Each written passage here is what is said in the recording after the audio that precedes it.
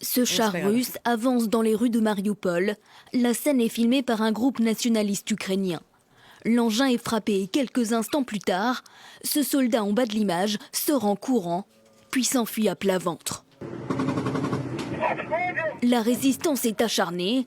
Entrés samedi dans Marioupol, les Russes peinent à progresser dans cette cité portuaire stratégique. Dans ce message diffusé par le ministère de la Défense, ils appellent les soldats ukrainiens à déposer les armes.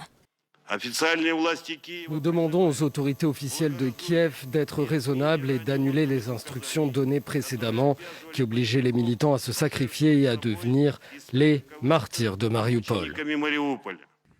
Un ultimatum rejeté par l'Ukraine qui refuse de parler de reddition ou de déposer les armes.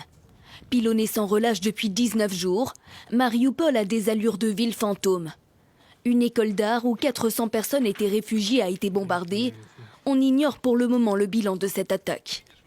80% des infrastructures seraient endommagées ou détruites. Les rues sont jonchées de cadavres. Et la plupart des 400 000 habitants sont piégés sur place dans le froid, sans accès à l'électricité. Cette femme s'est réfugiée dans une cave depuis 11 jours.